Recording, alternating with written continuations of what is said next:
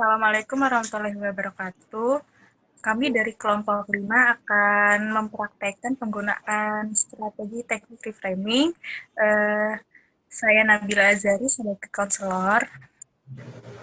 Saya Syafira Agustina sebagai konseli. Saya Oktavia Imansari sebagai pengamat. Saya Teddy Prananda sebagai pengamat. Ya, jadi sekarang akan kita mulai. Baik. Assalamualaikum Mbak Vira. Waalaikumsalam, Bu. Apa kabarnya nih? Alhamdulillah, Bu. Baik. Kegiatannya minggu ini ngapain aja nih, Mbak Vira, kalau boleh tahu?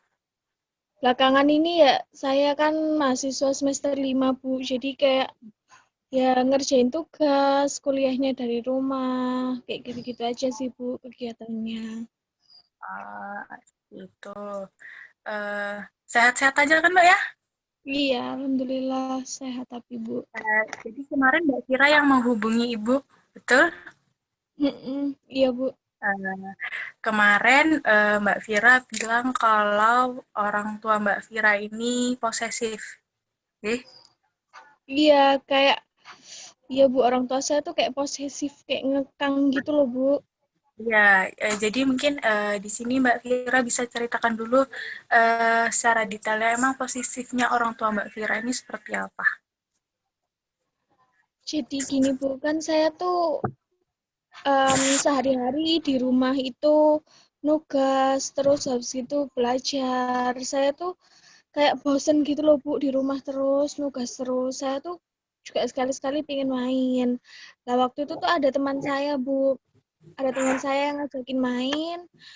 Terus apalagi dia tuh dari luar kota gitu ngajakin main. Terus saya mau kan, saya mau main. Tapi orang tua saya tuh kayak sebelum jam 8 itu udah harus pulang ya, gini, kamu tuh anak cewek, kayak gitu. Sedangkan teman-teman saya tuh kalau main tuh bisa sampai malam, saya jam 8 aja udah diteleponin, disuruh pulang gitu loh, Bu. Terus saya kayak merasa, kok gini sih, saya kan udah besar, kok teman-teman saya boleh pulang malam, saya nggak boleh, gitu. Terus, jadi pas saya dikekang itu tuh saya ngerasa kayak sebel sama orang tua saya dan saya tuh kayak marah gitu loh, Bu. Seperti itu. Jadi kayak Mbak Vira ini berpikir kayak kenapa ya orang tuaku ini berbeda sama orang-orang tua yang lainnya gitu ya? Iya, orang tua teman saya tuh nggak kayak gitu. Ya, jadi ini Ibu ada punya salah satu teknik ini yang bisa membantu menyelesaikan permasalahan dari Mbak Vira. Nah, ini namanya teknik reframing. Apa tuh, Bu? Apa tuh Jadi teknik teknik reframing? reframing ini bertujuan untuk mengubah cara pandang Mbak Vira agar cara pandang Mbak Vira ini lebih luas. Mbak Vira bisa nggak memandang suatu hal tuh dari satu sisi saja.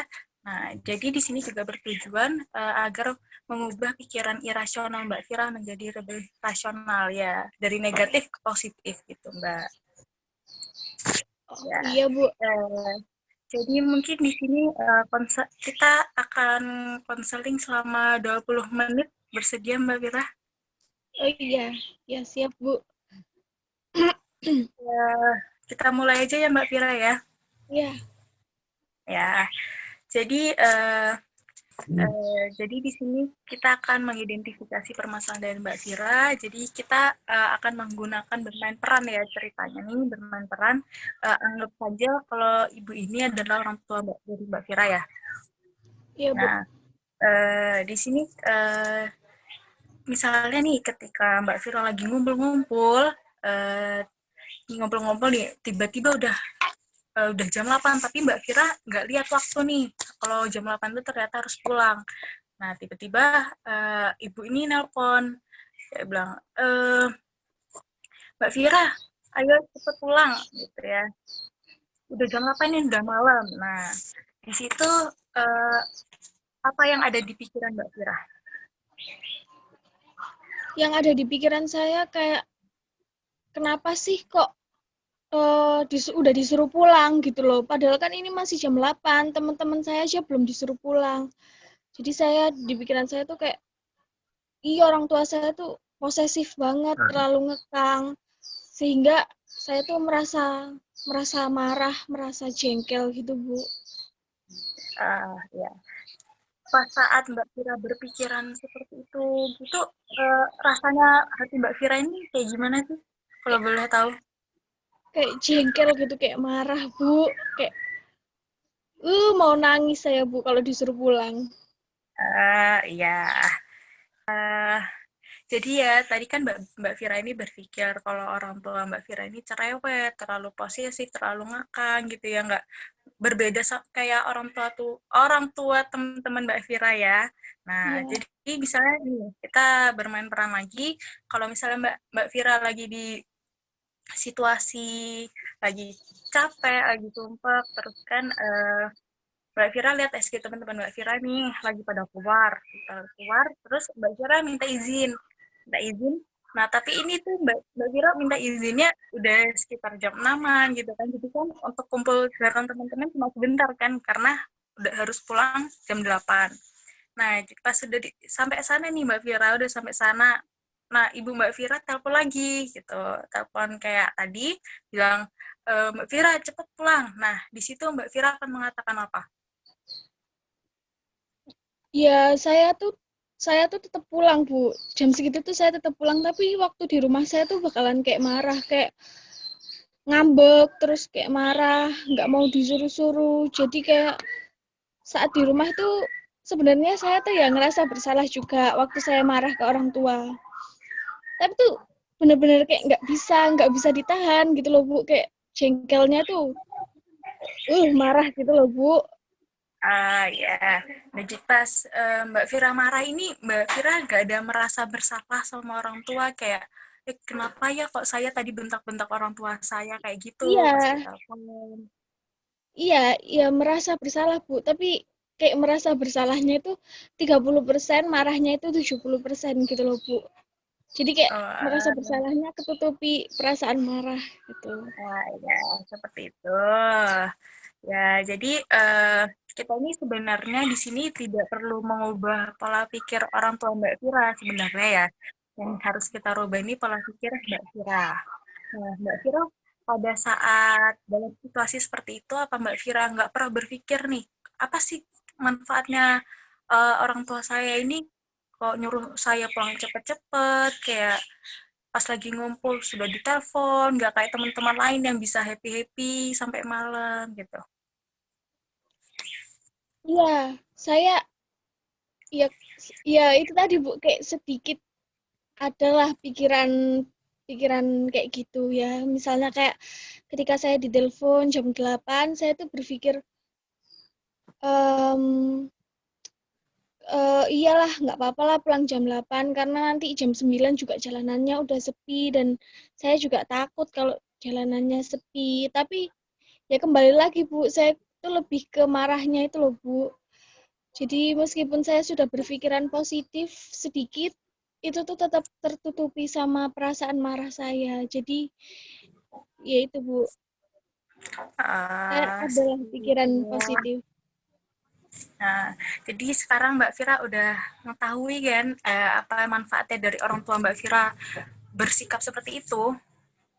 Nah, Iya Bu. nah Heeh. jadi di sini kita ceritanya bermain peran lagi nih Mbak Vira ya. Kita akan memunculkan tadi alternatif dari persepsi Mbak Vira tadi ya. Apa sih Iya Bu. manfaatnya pas Mbak Vira ini telepon? Nah, jadi di sini eh, ceritanya ibu ini nelpon lagi pas Mbak Vira lagi ngumpul ya. Nah, pada saat di telepon itu Mbak Vira eh, harus memunculkan pikiran positif Mbak Vira yang seperti tadi. Oh, kalau misalnya saya ditelepon, ya sudah saya jawab, iya ntar lagi nih pulang gitu. Dalam hati Mbak Vira, kan orang tua saya juga pengen anaknya nggak kenapa-napa. Nah, gitu ya. Nanti Mbak Iya Vira, Bu. Heeh. ya mulai ya. Iya. Ya, Assalamualaikum. Fir, cepet ya pulang, ini udah malam ini, udah jam 8, ingat waktu nggak? Iya, Mas, bentar ya, sebentar lagi. Nggak pakai sebentar, ini udah malam, cepet pulang. Iya, Ma. Nah, saat itu saya harus berpikir, kalau misalnya saya ini kan anak tunggal, jadi orang tua saya khawatir ke saya, nggak kayak teman-teman saya yang mungkin bukan anak tunggal, atau memang teman-teman saya pemberani, jadi nggak apa-apa pulang malam. Mungkin orang tua saya lebih khawatir, karena saya anaknya juga penakut. Jadi saya harus pulang jam 8 malam dan nggak boleh marah sama mama kalau misalnya ditelepon. Seperti itu. Sip, udah bagus. Nah, jadi kan sekarang Mbak Vira udah tahu kan, ya setiap orang tua ini memiliki cara mendidik anaknya yang berbeda-beda. Jadi ya karena bagus sih sebenarnya orang tua Mbak Vira ini untuk menyuruh Mbak Vira pulang lebih awal daripada teman-teman Mbak Vira, karena namanya anak perempuan kayak pulang malam itu kayak nggak baik banget kan ya Mbak Vira, apalagi kalau udah dilihat tetangga Mbak Vira, ini kok cewek pulang malam-malam ngapain aja gitu kan, pasti kan ada aja yang berpikiran seperti itu. Iya, Ya, Bu. ya selanjutnya nih Mbak Vira, Ibu kasih tugas rumah ya? Iya. Ya, jadi Apa, Bu, tugasnya? tugas rumahnya, jadi pas ketika Mbak Vira dalam situasi seperti itu, seperti tadi nih yang pas lagi nongkrong tiba-tiba ditelepon, nah Mbak Vira di situ ntar mencatat perasaan Mbak Vira ini tadi telepon itu seperti apa. Jadi ntar ibu ini bisa melihat perkembangan Mbak Vira gitu. Jadi nanti ibu akan memberikan format template-nya, ibu kirim di WA ya. Iya, Bu. Ya. Eh, jadi ini semoga Mbak Vira udah mulai terbuka ya pikirannya tentang orang tua Mbak Vira seperti itu ya. Ya, amin, Bu. Saya akan latihan terus berpikiran positif dalam setiap Nah, masalah. eh, jadi di sini untuk konseling selanjutnya kita akan bertemu lagi sekitar 2 minggu lagi di hari Minggu juga ya Mbak ya. Bisa? Iya, iya, Bu, bisa. Oh, ya. Untuk jamnya mungkin ntar Ibu bisa informasikan lagi. Nah, jadi ntar di Ya. konseling berikutnya Ibu bisa menganalisis lagi nih dari apa yang Mbak Vira tulis di format tersebut. Iya, iya. Ya, ya terima kasih Mbak Vira atas waktunya. Ya, sama-sama, Bu. Terima kasih atas bimbingannya. Ya, semoga bisa membantu ya Mbak ya. Amin. Ya, salam buat orang tuanya. Ya, Bu. Ya, assalamualaikum. Waalaikumsalam.